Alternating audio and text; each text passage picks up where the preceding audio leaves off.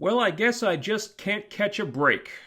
Batwoman finished the season. I felt like I'd earned a vacation from all this crap, but just when I think I'm out, they pull me back in. Hence we have Stargirl, the latest attempt by some sleazy network big shot to milk the comic book show craze bone dry. And this show might not be as agonizing to sit through as Batwoman was, but let's not kid ourselves. As long as it's airing on the CW with Greg Berlanti's name attached to it, it's bound to be pretty stupid. And after Batwoman, my patience for stupidity has worn mighty thin, so let's just get this over with. Hit the intro, and let's talk about Stargirl.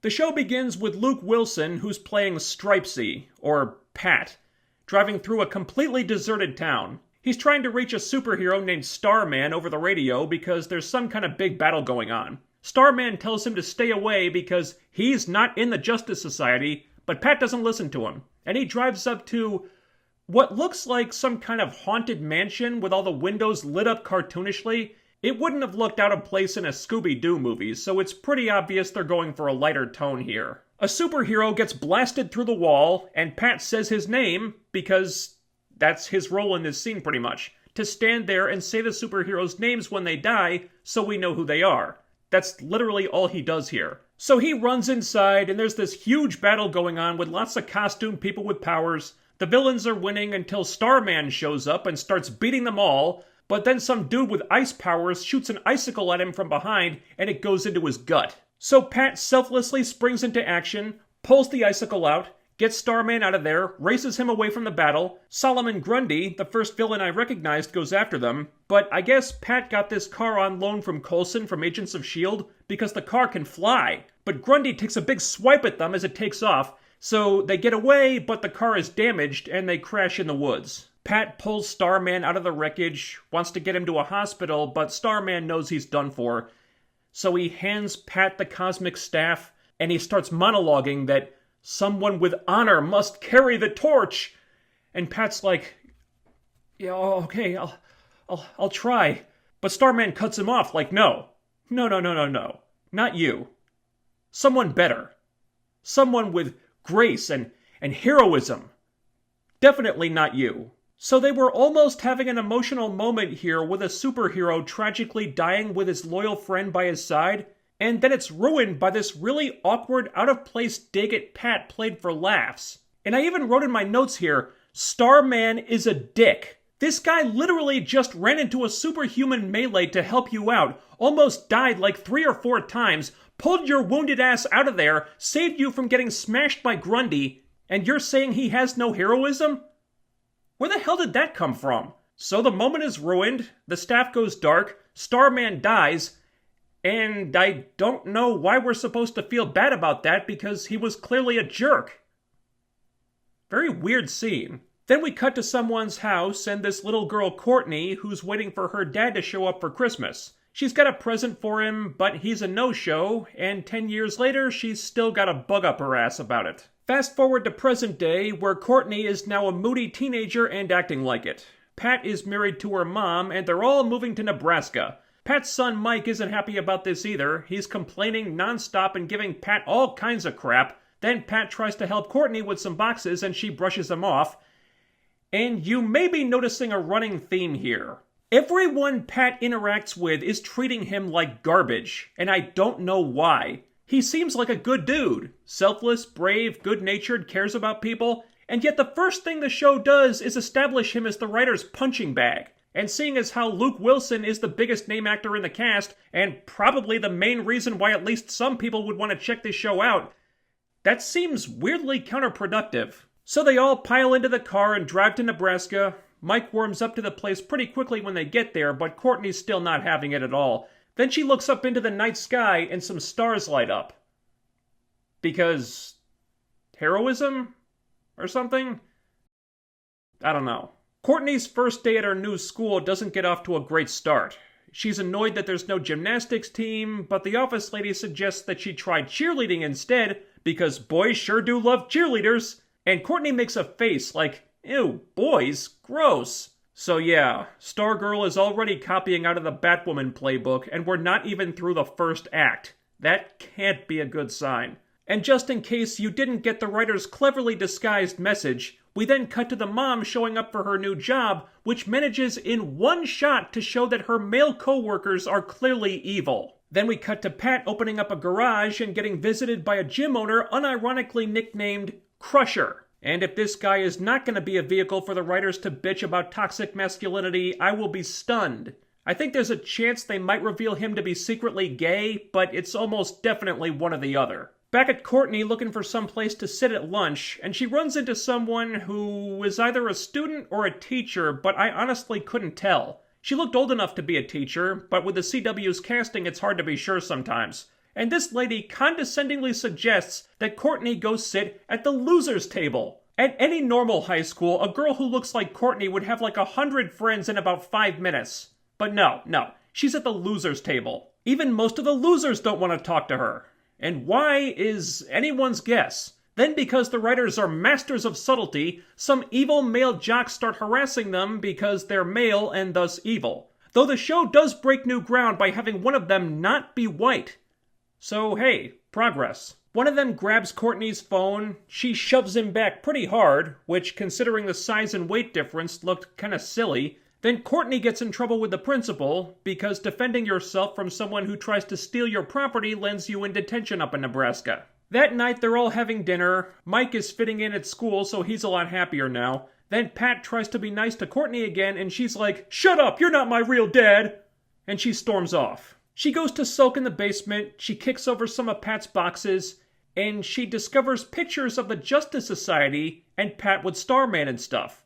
Then one of the other boxes starts glowing, and inside that one is Starman's cosmic staff. And this is actually a good scene, because it's awkward, but it's intentionally awkward. She's afraid to touch the staff at first, and she has trouble moving it because it's got a mind of its own, and she really doesn't know what it is or what to do with it. So it's not like Kate Kane mastering the Batgear instantly without even trying. There's a bit of a learning curve here, as there should be. Now, that won't last very long, as we'll soon see, but it's better than nothing. So the staff can fly, and it pretty much drags Courtney up the stairs and out of the house while she yells in protest, and Pat and her mom were still in the dining room, so how the hell they didn't notice this, I couldn't tell you. The staff drags her into the middle of town, and no one has seen her because, by complete coincidence I'm sure, the town is once again completely deserted. I guess that's just how they roll in Nebraska. But she begins to get a feel for the staff a little bit. Within a minute or two, she's using it as parallel bars and doing fancy gymnastics moves on it. And it's at this point that I'm starting to get uncomfortable Ray vibes from Courtney. It's too soon to be sure, but that does seem like the path they're on here, where she's awesome at everything, barely has to try to get good at something. I mean, at least they established that she's got an athletic background with gymnastics and martial arts and stuff, but I feel like we're just a hop, a skip, and a jump away from her fixing Pat's car for him, holding up some part of the engine that he doesn't even recognize and saying that she bypassed the carburetor or some shit. Then the staff flies off and takes her with it, and she lands/crashes next to a drive-in movie theater. Weird, I didn't know those were still a thing. Those asshole male jocks from lunch are there, and because their only current personality traits are male and asshole, they're harassing people trying to watch the movie. So Courtney covers her face and tries to creep in there all sneaky-like, and it looks really stupid because somehow no one notices her even though the staff is glowing and you could see it from like hundreds of yards away. But no, she goes completely unnoticed. Until she starts letting the air out of the asshole's tires. Then they finally notice her, and she proceeds to completely kick their asses through a combination of being female and thus better than all men at everything, and the cosmic staff having the power to blow things up. So the jocks are humiliated, their car is a flaming wreckage, Courtney escapes, and she's had the cosmic staff for all of 10 minutes, and she's already used it to commit assault and arson. Kate Kane would be proud. Sarcasm aside, I can forgive her this one, because she really didn't know what she was doing, and the staff keeps doing stuff that she doesn't intend for it to do. But the episode is setting a precedent here that even though Courtney is a complete newbie at this, she keeps Yas Queen slaying regardless. It's not a huge issue just yet, but the warning signs are there, so it's something to keep an eye on. So when she gets home, Pat's there waiting for her. He found the empty box, so the jig is up. He comes clean with her, tells her how the Justice Society died saving the world on Christmas Eve, and that's when her dad disappeared. So she thinks that her dad might have been Starman, and that's why the staff works for her and not anyone else. She doesn't have a good enough picture of her dad to be sure, though, and Pat says that him and Starman had different names, so it seems really unlikely. But so excited about this idea is Courtney that she runs up to her mom and she's like, "Hey mom, was my dad a superhero?" No breaking the ice first with that one, she just dives right in.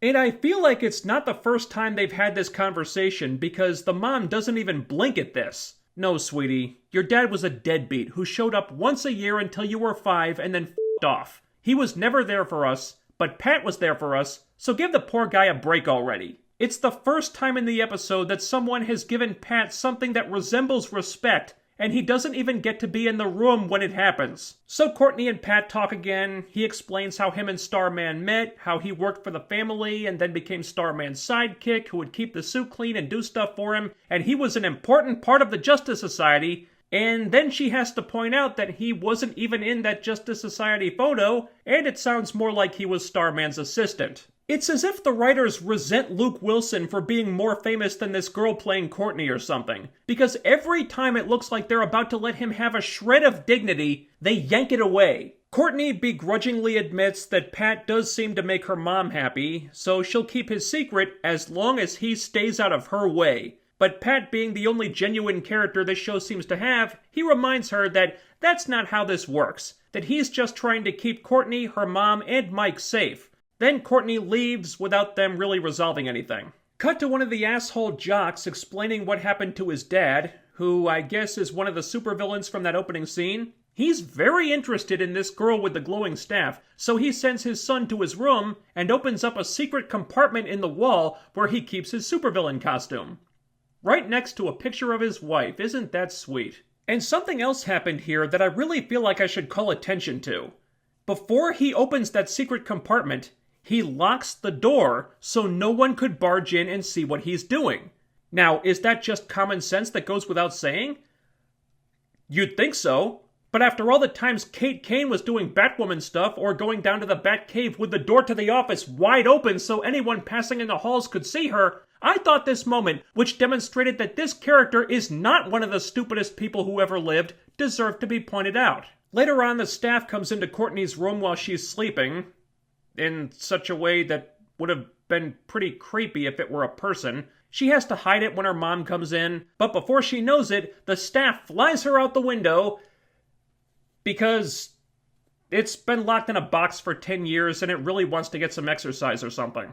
I don't know, and the episode doesn't explain it. It lands her on the roof of a building in town and seems to want her to practice with it, not caring about doing that someplace where there's less of a chance of being seen for some reason. So a matter of seconds later, Courtney is doing all this fancy schmancy flippy dippy stuff with it, and it's not clear if the staff is somehow empowering her to do this. It doesn't seem to be, but the only other explanation is that she's some kind of super duper Olympic level gymnastics prodigy. And bear in mind, Courtney's not even old enough to drive yet. I guess it's not impossible, but needless to say, the Ray Palpatine is strong with this one. Then she practices flying, she's getting the hang of it, starting to have fun with it, but then some car tires fly at her from out of nowhere and knock her out of the sky. She lands in a tire yard, where the jock's dad, all decked out in his supervillain attire, confronts her and attacks her with telekinesis. He reveals that the jock she nearly killed was his son, which seems like a pretty stupid thing to say. She could figure out his identity quite easily now. And there's another nice moment here where he's overpowering her, she can't get the staff to work, and she's legit scared and panicking. And it's the first time in the episode that you're actually rooting for Courtney because she's not a superhero in this moment. She's just a scared kid who doesn't know what to do, and that comes across pretty well. And if this had lasted longer than that one moment, it would have improved the scene so much. But from out of nowhere, the staff suddenly responds to her again. Not because she did anything, mind you, it just happens like magic. Now, a better way to do this would be for Courtney to have some kind of revelation here. Maybe remember something that Pat told her previously about Starman, or the staff, or being a hero, or being brave, or whatever. Something that gives her a kind of new realization about herself, or who she is, or what she's doing that she's been struggling with up until now, and that breakthrough is what allows her to finally gain the control of the staff that she didn't have before. But nothing like that happens. She's just pleading with the staff like, come on, work! Do something! Do something! And then it just starts working for no reason. I guess because she hadn't wanted it to work badly enough before or something? I don't know. But it's frustrating because the moment just needed that one little tweak to be really good, but instead it comes off as lame and way too easy. She lands a hit on the guy, he uses his telekinesis to throw more tires at her, and there's some hilariously bad wire work here where she's dodging the tires effortlessly like she's done this a million times. The staff is deflecting everything, she's in full-blown Yas Queen Slay mode now, and it's all pretty ridiculous. Then she shoots a blast at the guy, and he blows up or disappears or something, and that's it. She wins. It was that easy. I feel like I'm making the Rey comparison a lot here, but that really is what this felt like. This was Rey, who'd never held a lightsaber before in her life, defeating Kylo Ren in a lightsaber duel because anything less would be sexist.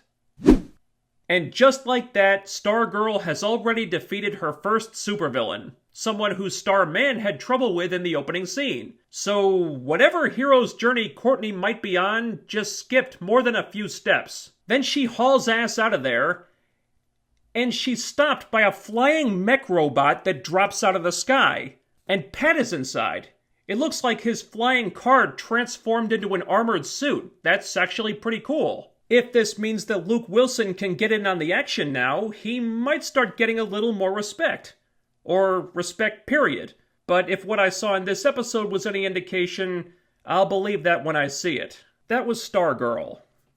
And I'm not that impressed. I wouldn't say it's as bad as Batwoman. I didn't notice any huge plot holes here, which was a nice change. There are things that need to be explained, like why the Cosmic Staff responds to Courtney and what the hell the Cosmic Staff even is for that matter, but that stuff can come later. The cast seems fine for the most part. There weren't any moments of terrible acting I could point to. Production values seem pretty good. But as usual with the CW and the Berlanti-verse, the big issue is the writing. There are already tropes and cliches it's falling victim to. You've got the one-dimensional asshole male characters who only exist so the writers can bitch about how despicable men are, and the teenager not being happy about having a stepdad isn't terribly original. But above everything else, there are two really glaring problems right now. Number one is that Courtney is essentially Rey Palpatine 2.0. There are moments, very brief moments, that show her having a tough time with the staff,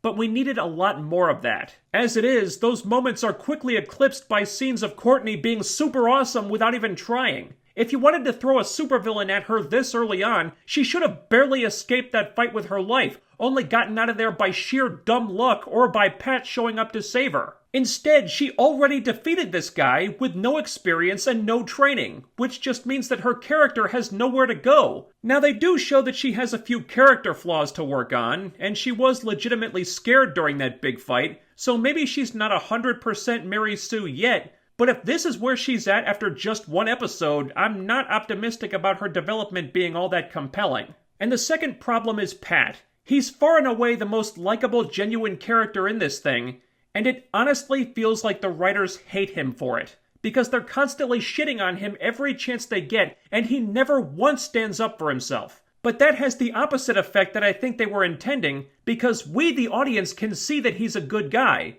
Plus, he's played by Luke Wilson, who's just a likable dude in general. So when the writers give the impression that they're almost kind of bullying this character, trying to put him down all the time with no one really giving him credit for anything he does, it comes off like he's getting a raw deal and makes us want to support him more. That's why I like the bit with the armored suit at the end, but it remains to be seen if that's going to lead to something good. So the upshot is that Berlanti's writers really don't understand the hero's journey anymore, and male characters on these shows are getting pissed on more and more often. Nevertheless, I do think that Stargirl got off to a better start than Batwoman did. At least the girls rule, boys drool narrative was dialed back a little bit here. And Courtney is certainly a more likable character than Kate Kane. That might not be saying much, but it's something. There was nothing great or impressive about this pilot, but if they do some character surgery, give Pat some respect, and make Courtney have to work and struggle to become a superhero instead of being automatically awesome at everything just because, this show could potentially end up being halfway decent. But am I optimistic that those things will happen? Not really. And after suffering through an entire season of Batwoman, I don't feel much of a need to stick around and find out either. So I don't know if I'll be doing more Stargirl videos. As usual, that will depend on the views this one gets. So if you want to see more of these, sound off in the comments. Also, while you're here, ding that bell icon and follow me on Twitter using the link in the description so you'll always be notified when I upload new videos. Help me fend off the YouTube algorithm by liking, sharing, subscribing. Make sure you're still subscribed, because YouTube may have unsubscribed you. That's happening a lot these days. And I'll be back with more very soon. Until then, stay safe, stay healthy, and I'll see you next time.